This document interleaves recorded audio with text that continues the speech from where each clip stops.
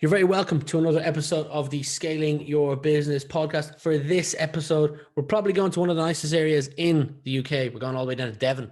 Alastair Banks, co-founder at findingyourpassion.co.uk and Opix, if I've got that correct.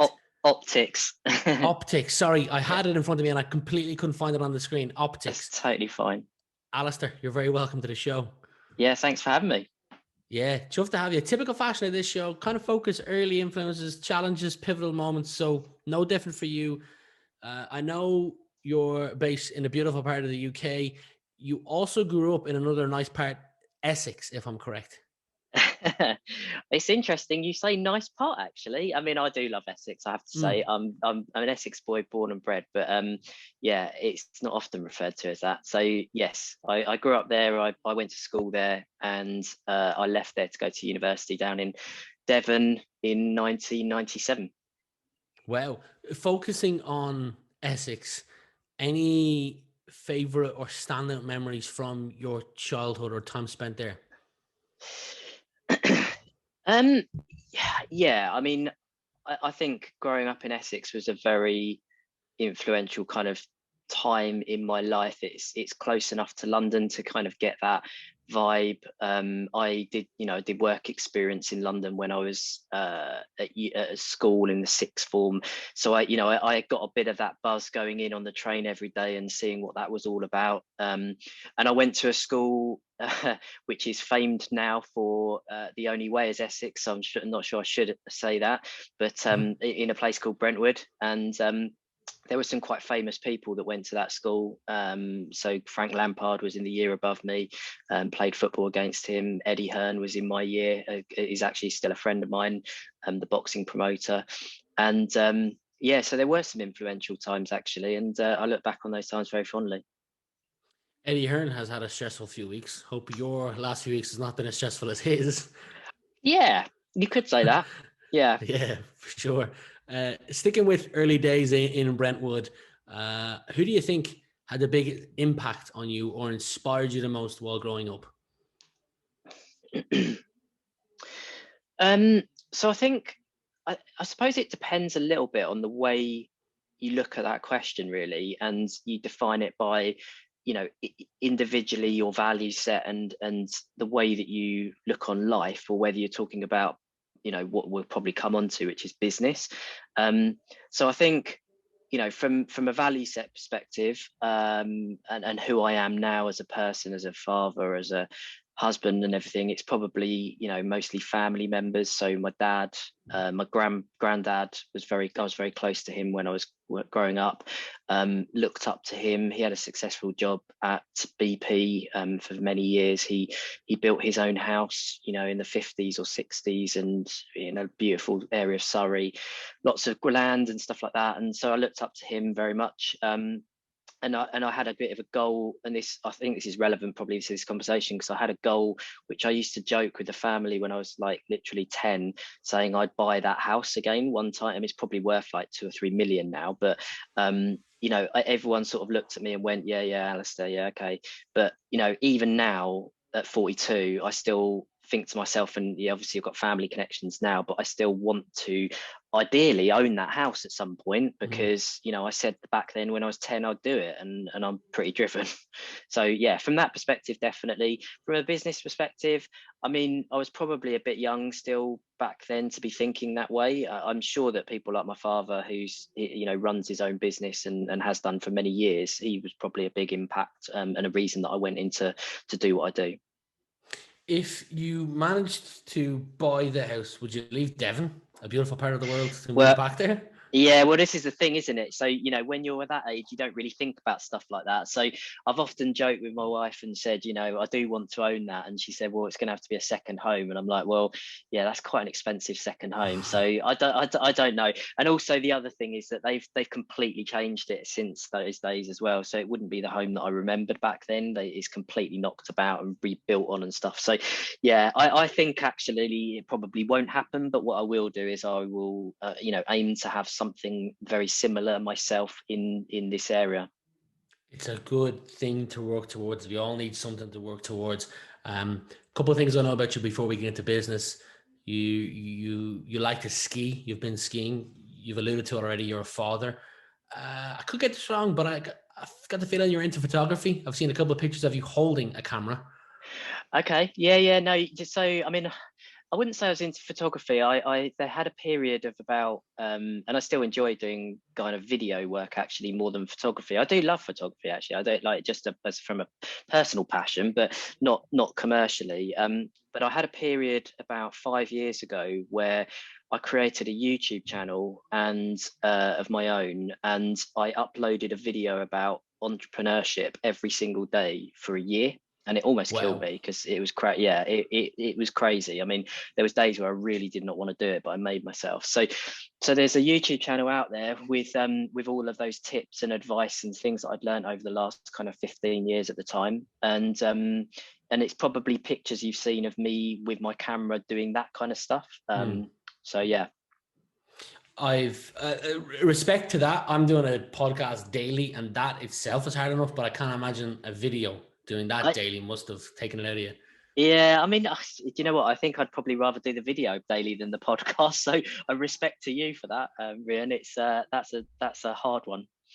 Yeah, finding and sourcing the guests is probably the most difficult, and the research takes a bit of time. But I'm sure. I believe you're a dog owner, and you also like to travel. So all those things aside, is there anything that you're into or curious about that not a lot of people would know about you? Into and curious that not a lot of people know about me. I found a fairly unique interest recently, actually, with my son Oscar, who's just 6, in remote control cars. That's quite a unique one. So I didn't realize that this entire world existed until he asked me whether we could buy one, which I just did. I bought like a 30-40 pound one just for him to see if he actually liked it and was going to use it. And then I suddenly found myself buying more and more expensive ones, and you can buy these things for like £1,000 each if you get right to the top. But yeah, I haven't quite got that far, but I have bought one that's quite expensive, and they are incredible. Because I remember, you know, when I was young, where a remote control car, basically you spent 24 hours a day charging it for about 5 minutes, play with it. And so these days it's completely the opposite. You know, you spend 2 hours charging it and you get like a 2 or 3 hours out of it, which is amazing. So that's nuts. These things are incredible. There was a show when I was a kid growing up that maybe it was based in America. They used to have like these cars where they just tried to smash each other, and whoever smashed the other car won. It was like an arena, and they had these big teams building electric kind of Robot Wars. That was probably it. Robot Wars. Yes, I mean that's what I think of when you say it. No, it's not quite like that. No, these things are crazy. They're like little. Well, I say little. They're not little at all. They're quite big, but they're scale models of actual kind of cars. And the ones that I've got into are called crawlers, and they go over anything. I mean, you have to see it to believe it, but the kind of things that you can get them to go over and up and stuff is just, you know, it's madness. But so yeah, it's nice for me and Oscar because it's something for us to do together that we both enjoy. And we got, as you said, we got loads of lovely, you know, woods and places like that around here in Devon that I can go and take him and do that. Yeah. And moving on to business side of things, your business is over 20 years old, so that itself is incredibly impressive. One of the things I wanted to talk about, and you might be familiar with this term from your time with Andy McCready at Sandler, is a cookbook. Just anyone who's listening to who's not familiar with that, it's not a recipe book, but it's essentially a list of kind of daily things that you need to do to keep your pipeline healthy, whether that's number of cold calls, messages, referrals. And this probably has changed over the years, considering your business is 20 years old or over 20 years old. And I think it's 22 years old. What's in your cookbook to proactively keep your pipeline healthy? Yeah, sure. So the kind of things that, yeah, you're right. Like our business has changed dramatically in that time. So, you know, when I think back to when I was the sort of sole person selling what we do, which is web design and digital marketing services, it was things like networking, when you could network. It was things like it was a bit of cold calling every now and again. We did do some of that. It was using LinkedIn, it was using social selling, all of those kind of angles. So I did all of those things fairly regularly. But as I've transferred, I guess, into a different role, which is more of a thought leader, I suppose, those I do now different things to what I did back then. So now I do stuff like, I focus on things like public speaking. So I do a lot of public speaking gigs. I will talk at conferences around the world. I speak at big company organizations to hundreds, thousands of their staff sometimes. And those are the kind of things that get me and our business in front of our direct, our ideal customers. And I write a lot as well. So I keep a business journal. I have obviously my social media presence still, a fairly big LinkedIn following. So yeah, those are the kind of things that I do now. And it's a little bit, I guess it's less proactively going out and finding people, and more when you've been around for 22 years, people just find you. Every day I'll get a new inquiry probably, and I don't really do anything for it. So that's a nice position to be in. Yeah, it's good. I've worked for it. Yeah, for sure, no doubt. And I actually enjoyed reading your journal, and I'll leave a link to your journal below, and all the other things that we're going to touch on throughout, if anybody wants to read it as well. But touching on that, you're right. You've got a phenomenally good brand, and you've positioned yourself as a thought leader very well. So I'm curious to know, what are some of the things that you see people do where they spend way too much time on trying to build a personal brand that you think they shouldn't spend that much time on? Think that they shouldn't spend that much time on. I think the first thing, I don't know if this necessarily answers the question directly or not, but it sort of springs to mind when you say it, is that when I'm talking to people about building their personal brand, I think there's something that a lot of people get wrong, and it's a high percentage, which is that they talk far too much about themselves, and not, because they think that's what a personal brand is. Hey, I'm great, you should use me, sort of thing. And all their material, all of their blog posts, everything is all about them. And I'm always saying to those kind of people, you have to flip your mindset. You can't be talking about yourself. You need to be, first of all, understanding who your ideal customer is, and then understanding what their problems are, what their challenges are, what their pains are, to use a Sandler term, and then creating content which answers those and attracts them to you.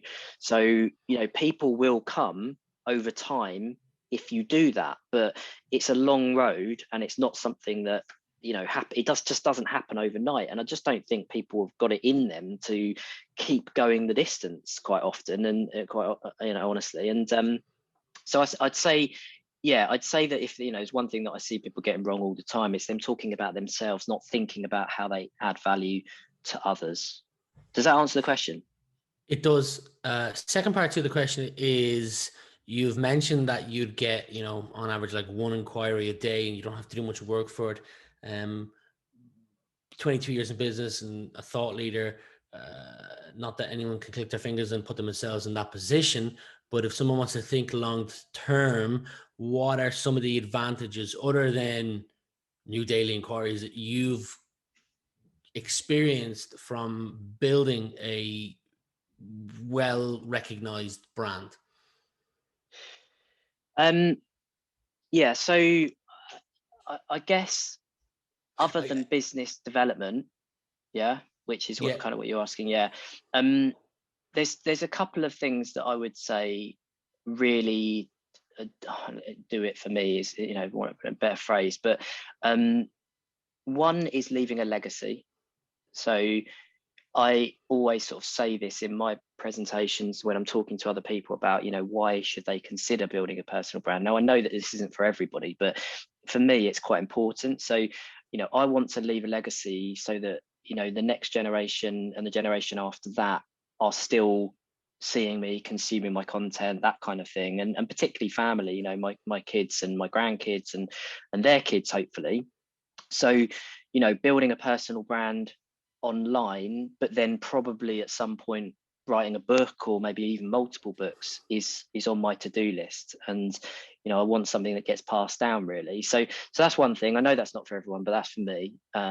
The other thing, and this is, it's actually something I'm about to launch on my journal today, in fact, talking about this, which is having a kind of a purpose in life. And I think my purpose, I feel like now my purpose is to pass on knowledge to other people, and that's what gives me a real kick. So I do enjoy the sales, I do enjoy the business development. I like nothing more than winning a new client and all of those kind of things that go with that. But actually, I probably enjoy more standing up in front of 100, 500 students, telling them all the things that I know about, that I've learned over the last 20 years, that might help them in their journey, and them looking at me and saying, he's done it, which is nice. And then also contacting me afterwards and saying, thanks so much for inspiring us. It's nice to see someone who's done this before and has gone on and been successful.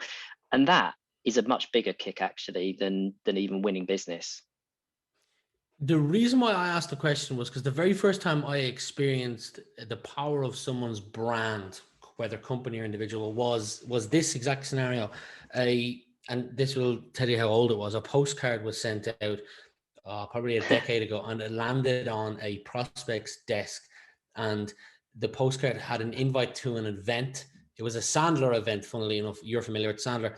And it had the franchise owner's name, a couple of details about the event. And the individual was about to bin it until they saw the Sandler logo on it. They didn't give a shit about the franchise owner, the event, the details, but they recognized the logo, and they had been to a Sandler event in the US with their company. Now they're out by themselves. They saw the Sandler logo, decided that, oh, wow, Sandler's in Ireland now. I'm going to attend this event. They attended the event. That franchise owner ended up winning IBM as a corporate client. So nice. The power of personal brand and building a recognizable brand there is a great example. I was also curious to see how it's benefited you. So thanks for sharing that. One of the other things that you've talked about, I think you said there is, the words you used, and may have changed since then, is there's no more important tool than a cash flow forecast. In fact, you've actually built a free forecast tool, which again, I'll leave a link to below, but I would like to know why you chose that as the most important tool any fledgling business should have. Yeah, okay, cool. So I love the question, thank you. It's so I mentioned at the beginning, my father runs his own business. He's a business consultant, and has been for, well, as long as I can remember, to be completely honest. So probably a good 40 odd years. And when we started, I was obviously very fortunate to have him on my side, and I was 19, right? So I was at university, I knew nothing about business, and I thought, I came out of the dot-com bubble. So I was in 1999 or 2000, which was the year we graduated and the year we started our business. Everything was kicking off in the internet. So, even half the people I spoke to probably didn't even have websites back then. So it's kind of very, very different to these days. And I knew I was a computer science graduate, so I kind of knew about the internet, I kind of knew about computers, and I thought to myself, well, I've got a chance to run a business, let's go and create websites for people, let's go. And at that point, if I'd been left to go at my own pace and in my own way, I might have survived, I don't know, but I think I owe a lot to my dad, because he said to me very, very early in that journey, he said, absolutely critical that it is cash, in a business. And you can have I remember him saying, you can have a profitable business that goes bust. And that stuck in my mind, 22 years on, I'm still remembering that. You can have a profitable business that goes bust, because if you haven't got cash, you can't do anything at all. So you can go out of business. And that's when he introduced the cash flow forecast to me.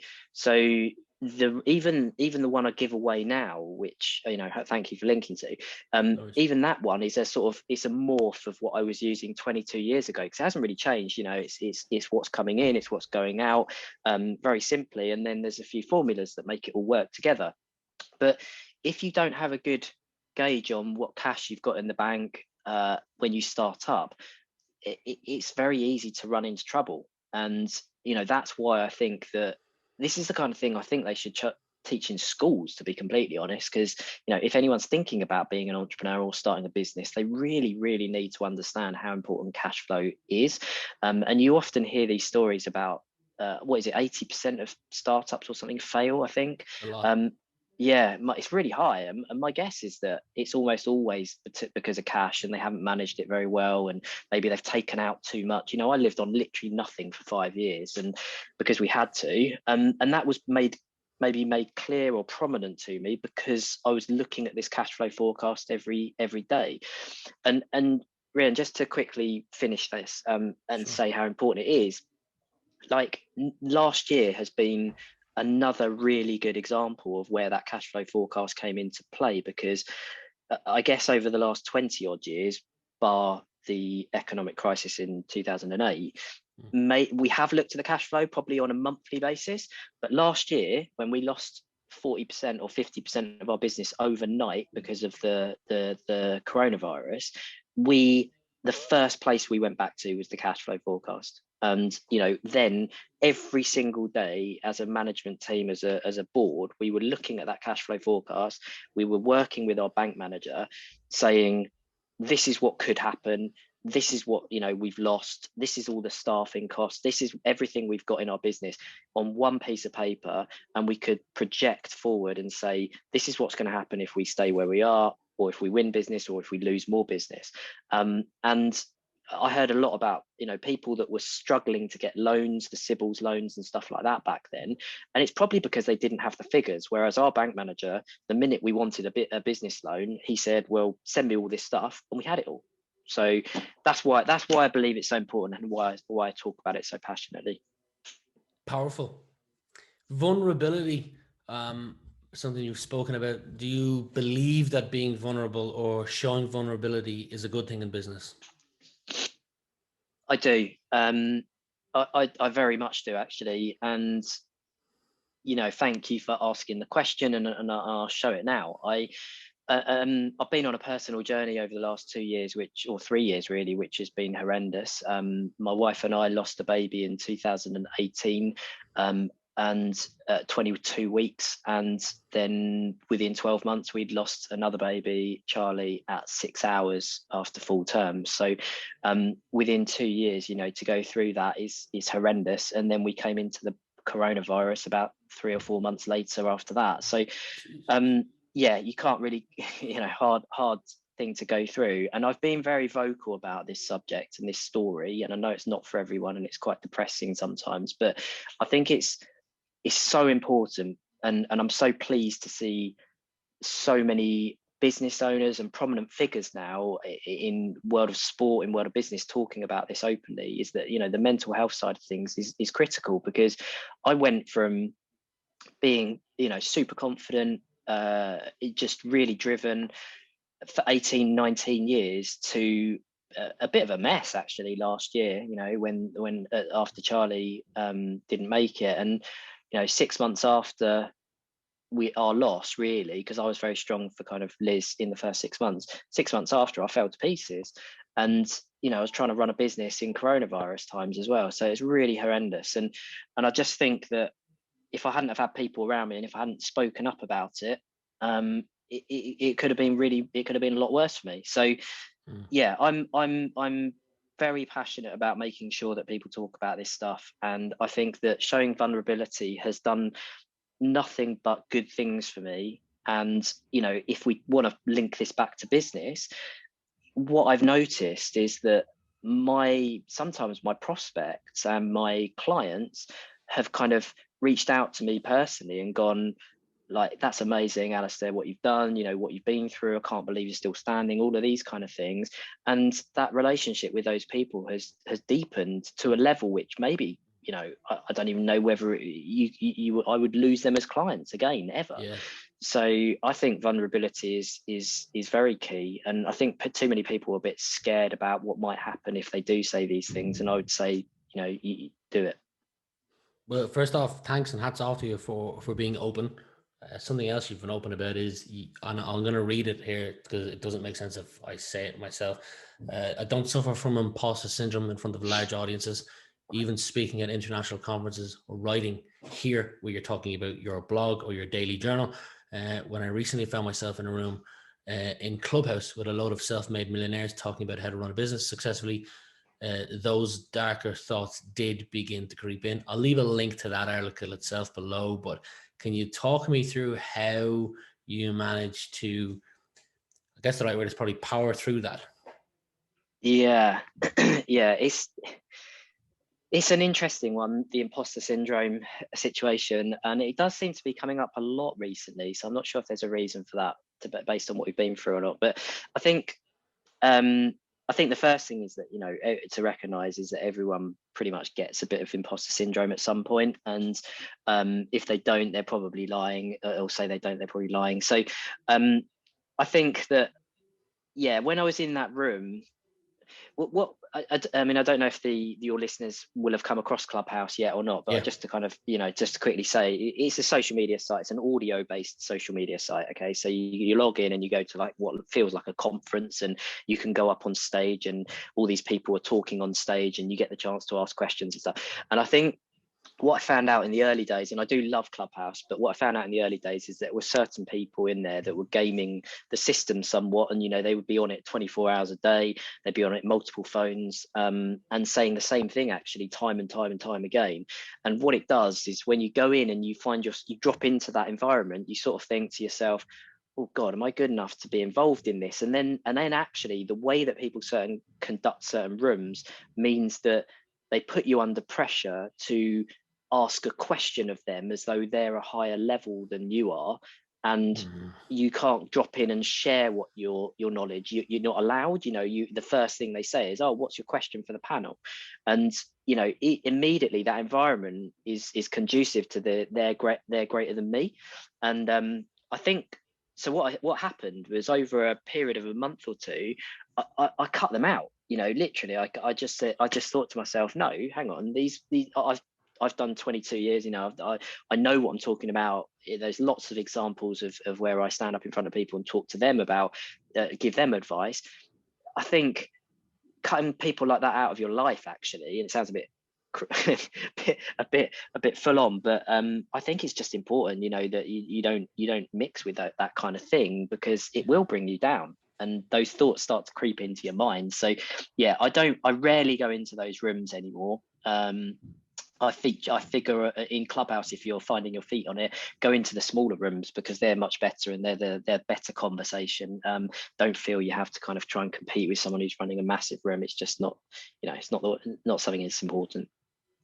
Yeah, well spoken. I've felt that myself whenever I've played around with it a little. I also can't kind of get my head wrapped around it fully. The only kind of time that I'd find myself in it is in my spare time, but then in my spare time, I'd rather probably spend my time with my girlfriend. So I don't spend a lot of time in Clubhouse, because I could find myself during business hours, whatever you want to deem that as, being self-employed, both of us. I find myself wanting to do things that are going to raise the level of the business. So yeah, for sure. I mean, just a little tip on that, actually, because I've definitely thought the same things, Rian. I have the notifications on, and it blows my mind. Like, people that I know as well, quite well, who have families, just constantly on it all day, and even at like 10 o'clock at night, and you're like, what are you doing? But yeah, so what I found, actually, fairly recently, I found this app on my phone called Rise. So it's an app about sleep, and, you know, one of the things I looked into when I was going through those tough times was all about sleep and, you know, struggling to sleep and stuff. So I've done everything in that world to make myself, you know, better at sleeping, essentially, because better sleep equals more, you know, being able to do stuff that you want to do, including building your business. So but I found this app called Rise, and what it does is it tracks your circadian rhythms. So you've got times in the day where you peak and times where you trough and or dip. And I've been learning about my times over the last month or so a lot, and really focusing in on it. So what I'm doing now is in my peak times, I'm focusing on certain things within my business where, you know, I can move it forward, marketing, journaling, videoing, all of those kind of things, which I love doing. And then in the dips where I really struggle, I'm actually literally just taking myself out of the business. So it could be in the middle of the day or just after lunch, I imagine, for a lot of people. Going out on a walk, just getting into nature, being a bit mindful, but then also jumping into places like Clubhouse at the time, because it's actually quite easy to do. So I can still get in a couple of hours in the middle of the day doing something at a time when I'm probably not that much better doing anything else. And then I'll work a bit later in the evening if I have to. I like that, because I've sorted myself out that my kind of prime time is 8:30 till about 12:30. And after that, you have a couple of hours of dip. And that's a good point. That's a great time to kind of do those things. Yeah. We're coming near the end of the podcast. A few more questions for you. One of them is, what's your favorite aspect of leading or running a company? My favorite aspect of leading or running a company, I would probably, I enjoy the wins. I enjoy the sales wins particularly. And, you know, being a Sandler man yourself, you'll know, you know, why I say that really. I know I enjoy bringing on new clients. That's a fantastic thing to feel. I also enjoy seeing members of my team doing really well. And I guess that this has happened a bit more in the social media times than perhaps beforehand. But, you know, seeing, I don't know, Crystal, who works for me, being asked to speak at Brighton SEO is a huge thing for both her and our business. And it's a conference that's a European leading conference in that space. So, you know, seeing that and seeing how proud she is and being proud of her is like amazing. And I could probably pick out a number of other stuff in similar instances. So yeah, seeing those people win is a really big thing.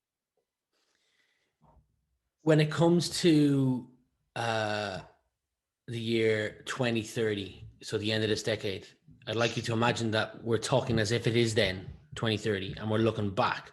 What would you like to be looking back on? Great question. 2030. So it's also really tricky, that, because my plan is 5 years at the moment, not 10. So I think, so I've got sort of a bit of it's not a crossroads, but I've got a kind of fork in my journey at the moment, which is I've got Optix and the business that, you know, I built from nothing to 22 people and 22 years old, and we've now put an MD into that business, Rob, who's amazing, and he's really running the day-to-day of that and has allowed me to sit back a little bit more and create this thought leadership and brand Find Your Passion, which is more aimed at entrepreneurs and people that need help with personal branding and that kind of stuff. And that's where the book will be written and stuff like that. So but I am still very linked to Optix and still a third owner of it. So within 5 years, we want to double the size of Optix. That is in our kind of mission statement, if you like, or our goal setting. And so I would say within 10 years, we probably will be in a position where, you know, maybe we're either looking at exit or we're looking at management buyouts. That kind of thing would be quite a good thing to do, maybe with a role of kind of a mentor, or a chair of a board or something like that. So I'd quite like to be involved in the business that I created still back in 10 years time. That would be good. But I also will have created and launched the book Finding Your Passion, and that will be very much aimed at the kind of student population. So, you know, I started a business at 19. I really want other people to do the same sorts of things, and I want to write a book that journeys everything I've done over the last 22 years and all the lessons that I've learned, and that's kind of my dream, to do that. Nice. Final question. I'd like actually, let me start this again. Your loved ones are all safe, but your house is burning down and you can only save one item. What one item is that going to be? Wow. Okay, what item is that going to be in my house? Do you know, I'm not really that fussed about items, actually. I mean, I look around as I sit here, because I am working from home today, and think, would I go for anything in particular? I'm not totally sure I would. As long as my loved ones are safe, like you say, then I'm really happy. And actually, material things can just be bought again. And like, I'm the kind of person that if I prang my car, I don't get upset about it, because it's a piece of tin, and insurance covers that. And who cares? Like, I'm about people. I don't really mind too much. I do enjoy nice things, I have to say, I really do. But would I go and save something? I mean, I assuming you're putting our dog and cat into the loved ones, so obviously those two. I don't know, maybe my watch. Interesting. The probably most common three answers, they usually fall into one of three buckets. It's either someone will say, don't really have anything that meaningful, anything can be replaced. I'm a people person. Second one is, and this is the most common answer, probably 75% of people will say they'd save their phone or their laptop. And then the third one would be something like a wild card. You wouldn't expect it. Like someone said they'd go to the fridge and get some food because they'd be hungry. Really? Wow. Yeah, no, One. I definitely wouldn't fit into three. I mean, two, yeah, you can see why people say that. But again, maybe 10 years ago I might have said that, but these days everything's in the cloud anyway. So again, it's just an object, isn't it, that is connected to the cloud. So you can get a new one and probably better one actually that way. So yeah, I wouldn't say that either, I don't think. Well, we'll go with your watch. Nice. Yeah. Alastair Banks, I've had a pleasure spending the last 35, 40 minutes getting to know you a little better. I wish you nothing but the best going forward. Yeah, thank you for being my guest. Well, thank you for having me on, Rian. It's been really interesting and lovely to talk to you. So yeah, wish you the best too.